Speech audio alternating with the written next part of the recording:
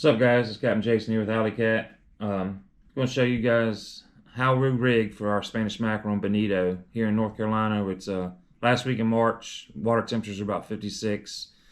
So within the next few weeks, those fish will start showing up once that temperature gets about 60 or 62.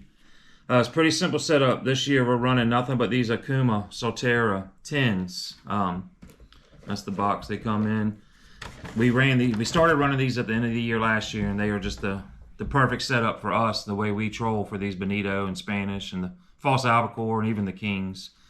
Everything can be bought right here locally at Sportsman's Wholesale.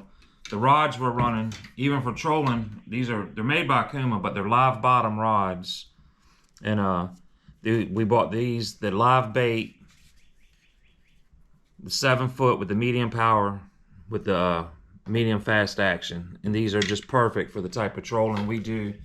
The tips on these are super flexible, so you get good bend in your rod, which is important when you're pulling with those trolling weights and the planers. So I'll put this up real quick. The reels on the backs of, the reels that we pull our planers with will all have 30-pound fluoro. I'm sorry, we'll have 30-pound braid, high-vis braid that we pull our planers with, and then the ones that are on our longs will have 30-pound high-vis mono. And then on the back, when we're trolling off the back of the boat, pulling our planers, we'll pull a #1 planer, just like this one. From our braid, we'll just go to a simple barrel swivel, snap swivel. Straight to your main line, bring it into your planer. You hook your planer up here on this part, the circle. Then you'll come off the back of your planer, off that eye, with another snap swivel just like this. So it'll sit exactly like that. We use nothing but live bottom 30-pound fluoros, what we use. Again, you can buy everything right here at Sportsman's Wholesale. And I don't measure, but I'll pull off, 5, 6, 7, 8, whatever, armfuls. So that's probably about 15 or 20 foot, 25 foot. And we'll always run one of these Clark spoons. For whatever reason, this is the best color that we've had. Sizes don't seem to make that much difference. They get a little bit pickier in the middle of the summer when it's so hot. But you also can run gold, any color you want. The bigger ones here, but we always have a chrome with a chartreuse sticker on it. We run a lot of these drone spoons as well. To be honest, I like the drone spoons better. The Clark spoons probably catch more fish and get more bites, but the hooks break on them real easy. So you'll lose fish periodically because you don't realize that you got a broken hook back there. But off the back of the boat, we always have 2 planers. Normally we'll have a 1 and a 2, and we'll always have 2 spoons off the back. Then when we come off the side of the boat, we'll go same thing, straight from our reel. Now these will have mono on them. Mono to a snap swivel. And then we'll go to some kind of trolling weight. They're all different. Any of these will work. I prefer the ones like this because they'll spin. They won't get you tangled up. But you come snap swivel to your trolling weight. Then you'll come with another snap swivel.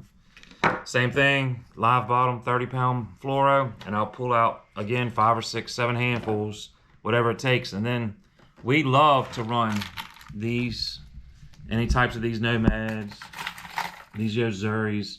As long as it doesn't have the lip on it, the little tiny lip, it doesn't make any difference. And we'll pull those off of these trolling weights. And most of our bonito will come off of these minnows, and the bigger Spanish and your smaller kings, everything always will come off these minnows before the spoons. But you'll certainly catch everything on the spoons.